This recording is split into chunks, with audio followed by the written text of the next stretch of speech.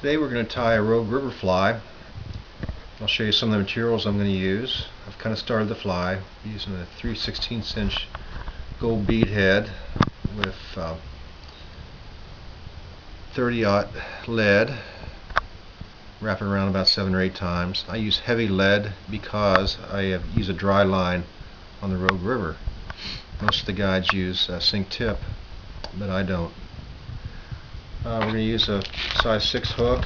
When the water gets clear, we go to a size 8. And we're going to use this frosty fish fiber for a wing.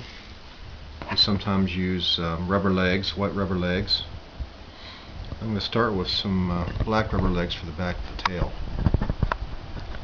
Put it on the side a little bit, and as you wrap it, it will come right on top where you want it. Knock that off a little bit.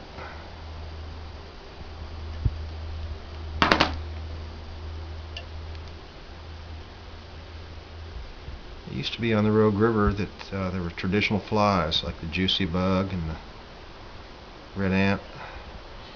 It's all changed over the last few years. I'm going to put a little glitter on here for the back. This is pearl tinsel actually. And a little copper for the ribbing. Now most of the flies are either bead heads or rubber legs or a combination of the two, which is what we have here. The main body is going to be peacock herl.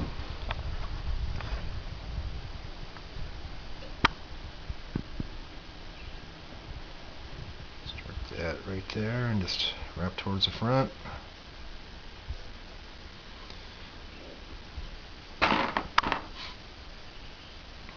I'll make one little circuit of this, and then I'm going to use some hackle pliers, pinch it all together, and that way I can twist it, which will give it a lot more strength.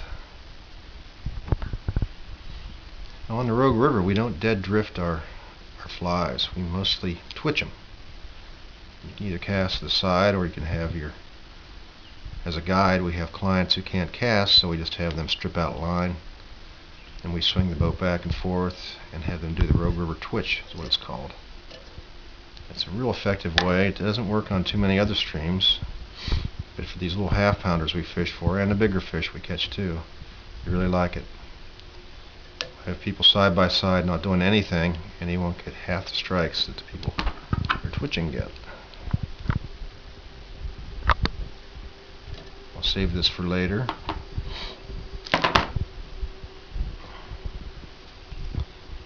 More loops on here to keep it tight. A little ribbing.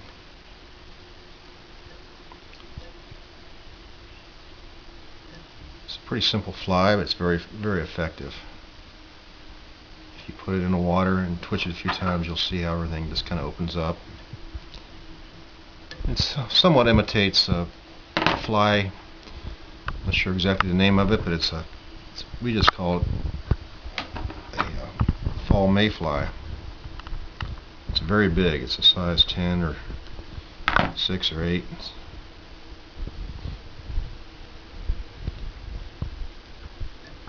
Oops. Getting ahead of myself here. Let's put the back on here first. Let's just get a little bit more shine in the water.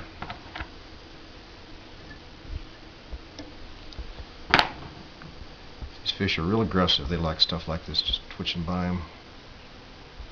Now we'll put the wing in.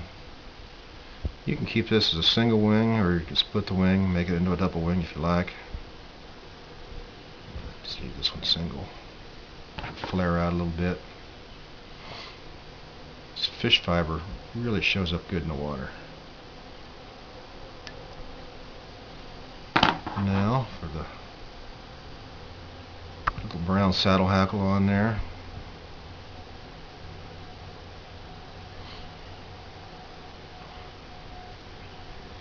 Wrap it around a few times. I really like a soft saddle hackle just because in the water it will pulsate. And I started using these a little bit on sea run cutthroat. in the Alsea River, which is very close to our house, and they really liked it. But sea run cutthroat, when they're biting, like just about anything, so I can't say it's because of the fly. We use big hackles on those, and they aren't in the riffles per se. They're in the dead water, or better yet, the calm water. And I'm using this peacock herl just to kind of finish things. Just about once around is all you need with that many strands. We'll push everything back a little bit.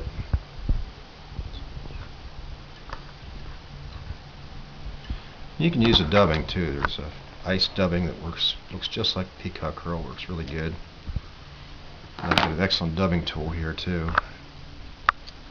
Sometimes use that, but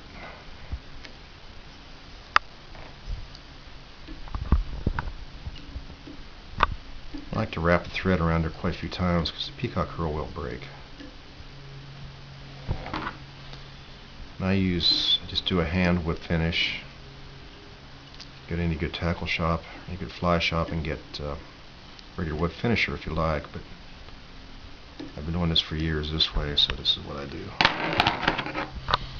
Now we got a couple little finishing things to do here. Trim this up, make it look pretty. Of course the fish won't care, but there. One final step. Just open up my wing here.